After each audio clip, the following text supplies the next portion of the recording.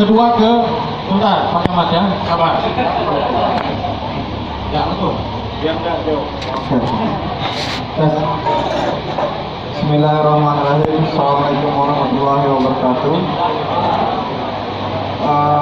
Perkenalkan nama saya Zainul. Terima kasih atas waktunya Pak Moderator dan narasumber kita yang luar biasa hari ini. Yang pertama saya ingin ucapkan selamat ulang tahun untuk Tanjung Selor dan Kabupaten Bulungan. Di ulang tahun Tanjung Selor yang ke-233 dan Kabupaten Bulungan yang 63 tahun, seharusnya hari ini masyarakat Tanjung Selor tidak seperti ini. Dengan usia yang sudah tua, 233 tahun itu bukan usia yang muda lagi.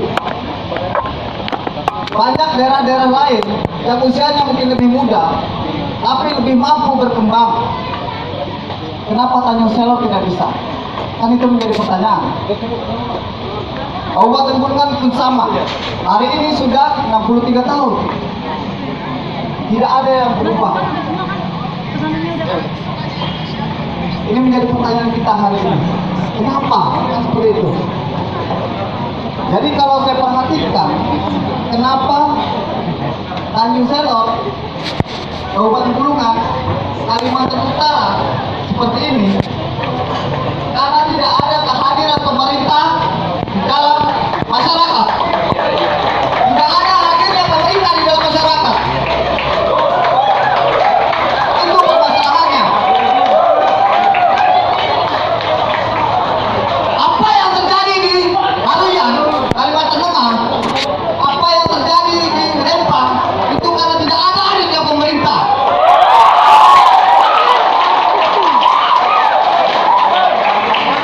Berikutnya, Kihi ada di depan mata, Kipi ada di depan mata, Bukakan ada di depan mata. Tidak menutup kemungkinan beberapa tahun lagi kita akan mengalami apa yang terjadi di Rempang. Tidak menutup kemungkinan berapa tahun lagi akan ada orang yang tertembak seperti di Klaten. Jika kita terus seperti ini, karena tidak ada hadirnya pemerintah kita di dalam forum-forum diskusi. Coba saya tanyakan, sejak awal dilantiknya DPR dan pemerintah provinsi kabupaten, adakah berdialog dengan kita? Tidak ada.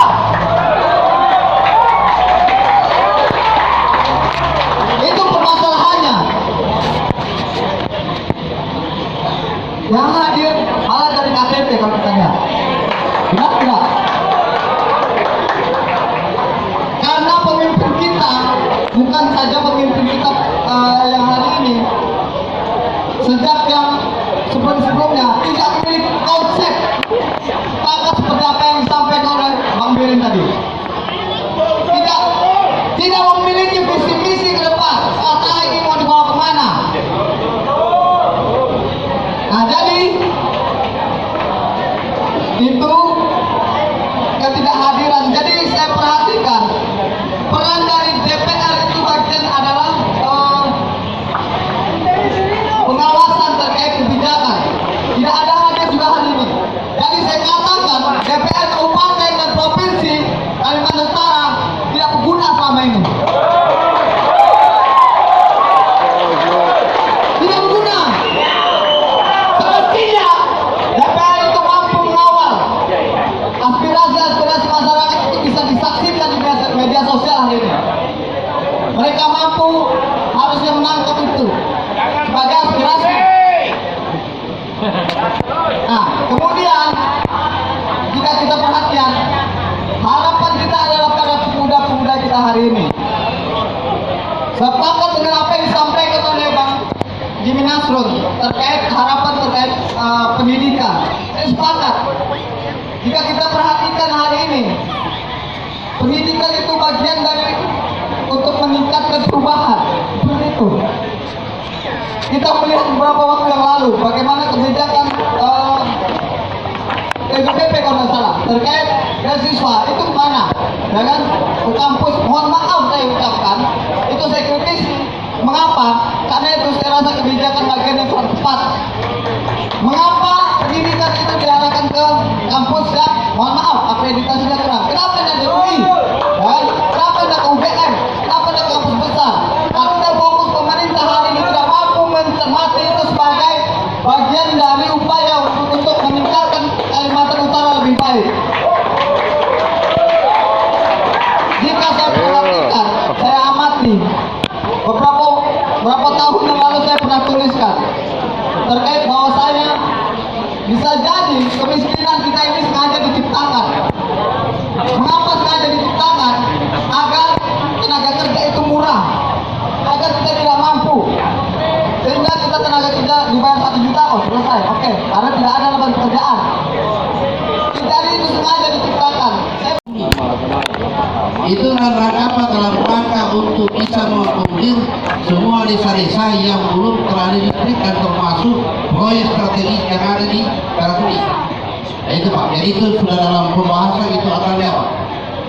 Jadi tolong teman-teman yang bertanya masalah listrik, hari ini terjawab Pak bahwa dalam proses pemerintah provinsi dan pemerintah kabupaten sangat serius memperhatikan berkaitan masalah ini. Itu Pak ya. Jadi apa semangatnya? Cuma turun aja lah. Cuma ada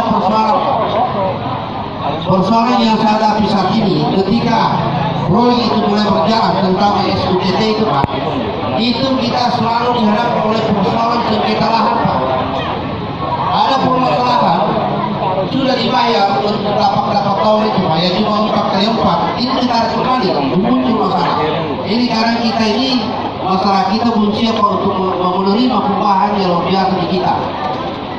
Selama ini kita mengatakan bahwa SUTT itu cuma adanya di Jakarta. Sekarang ada di Pamekasan, cuma barangkali kita masyarakat belum siap untuk menerima itu, sehingga bisa aja tertunda dari proyek itu. Yang pertama. Yang kedua adalah berkaitan masalah proyek strategis yang ada kita di Kalimantan Utara.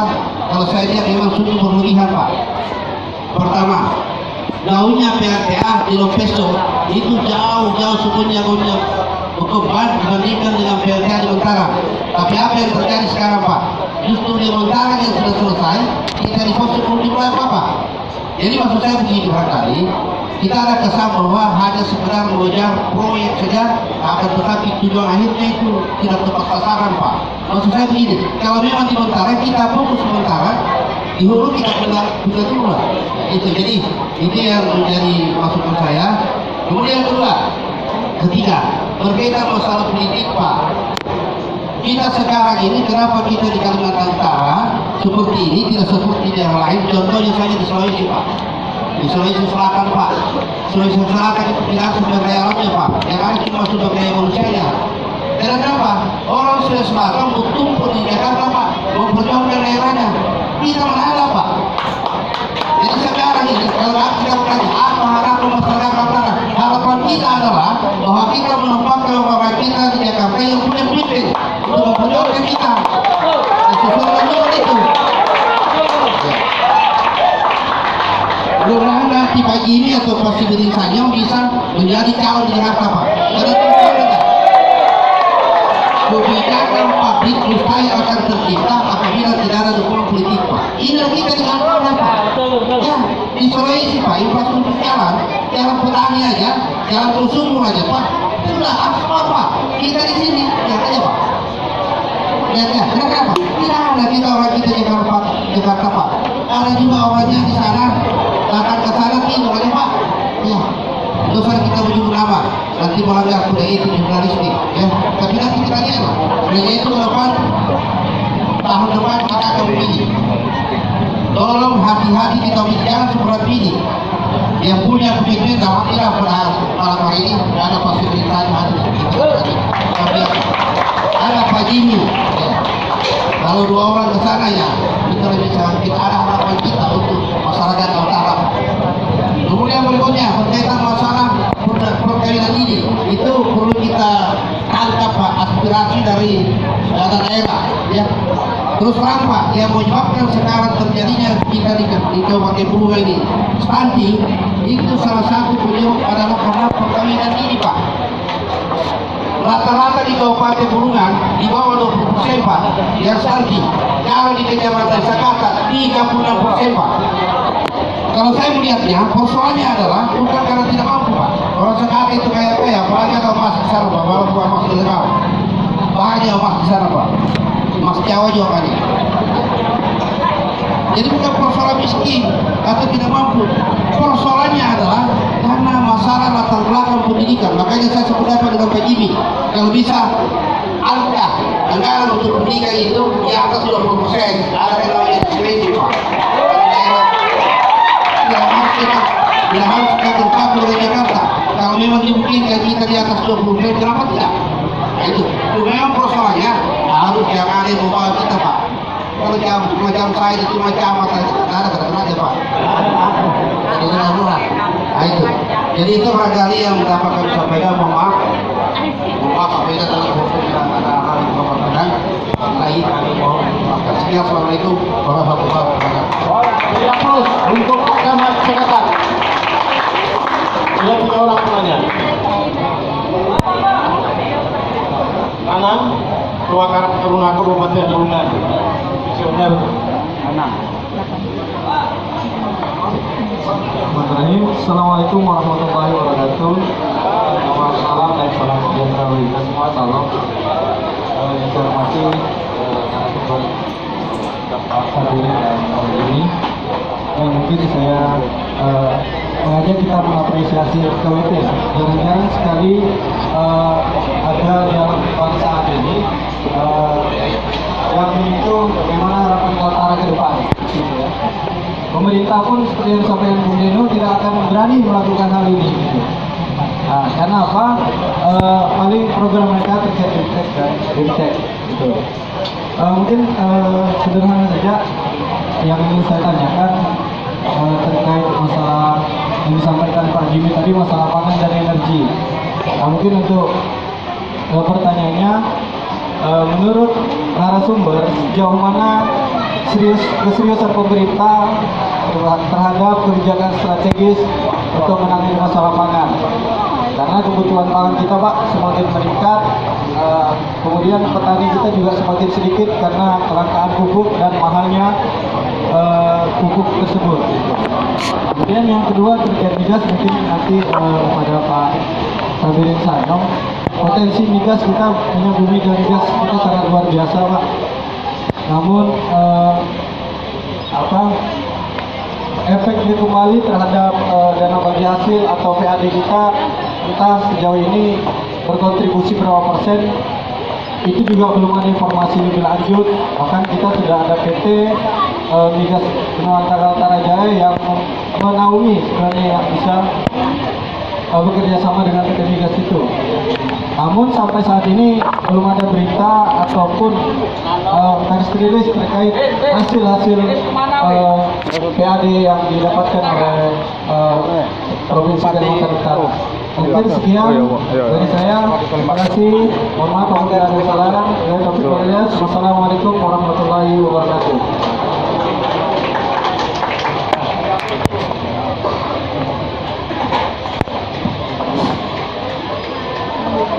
Halo. Saya berdiri di belakang Bang Ipung. Ada yang kenal? Telegram, YouTuber. Komika ya, Bang Ipung. Bang Ipung ini orang terkenal, artis media sosial. Kalau orang tak kenal Bang Ipung, bukan orang Kaltara berarti. Itu nggak Bang Ipung? Ya. Oke, 4 penanya. Udah ya tadi ya. Selamat malam semuanya. Halo, saya dari daerah Kabupaten Bulungan. Perkenalkan nama saya Kristania Rizky Nefrian Afanius, biasa dipanggil Krista. Jadi di sini saya membahas kembali tentang IKN. Seperti kita ketahui,